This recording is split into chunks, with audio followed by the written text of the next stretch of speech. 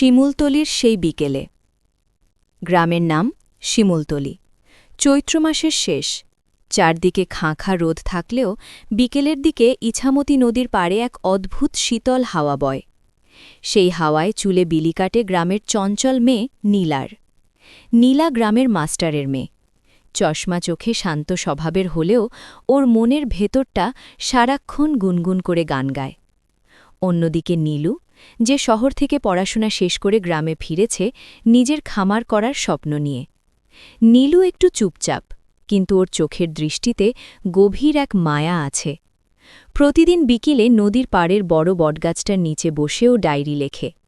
আর ঠিক সেই সময়েই নীলা কলসি কাখে জল নিতে আসে। প্রথম আলাপ।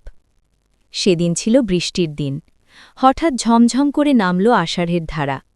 নীলা ঘাটে একা ছিল, ছাতা আনেনি, তাই দৌড়ে আশ্রয় নিল সেই বড় বটগাছটার নিচে। সেখানে আগে থেকেই বসেছিল নীলু। নীলা ভিজে একাকার। নীলু নিজের গায়ের পাতলা চাদরটা এগিয়ে দিয়ে বলল, ভিজে তো একদম সর্দি বাঁধিয়ে ফেলবেন, এটা জড়িয়ে নিন। নীলা একটু ইতস্তত করে বলল, না না, ঠিক আছে, আমি বাড়ি চলে যাব। নীলু হাসল। সেই হাসিতে যেন এক পশলা রোদেলা মেঘের ঝিলিক ছিল। সে বলল, এই বৃষ্টিতে বাড়ি পৌঁছনোর আগেই আপনি জ্বরে পড়বেন, অন্তত একটু আড়াল নিন। সেই শুরু।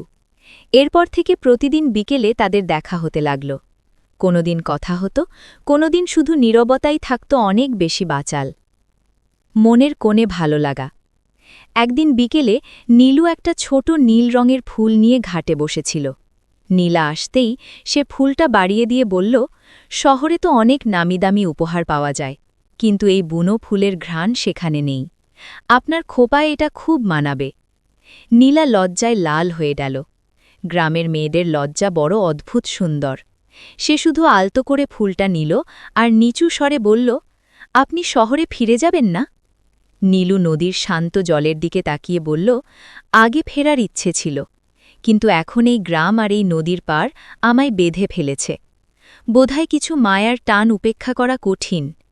নীলা বুঝতে পারল নীলু শুধু গ্রামের কথা বলছে না, সেই মায়ার সুতোয় সে নিজেও জড়িয়ে গেছে। পরিণয়ের সুর। সময় বয়ে যায়। গ্রামের মেলায় একদিন নীলু সাহস করে নীলার বাবাকে সব খুলে বলল। মাস্টারের ঘর আলো করে নীলু যখন প্রস্তাব নিয়ে এলো, তখন নীলা ঘরের কোণে দাঁড়িয়ে জানলা দিয়ে দেখছিল বাইরের নীল আকাশ। বিয়ের পর প্রথম গোধূলিতে তারা আবার সেই নদীর ঘাটে বসল। আজ আর লুকাছাপা নেই। নীলার মাথায় লাল ওড়না আর নীলুর চোখে আগামীর স্বপ্ন।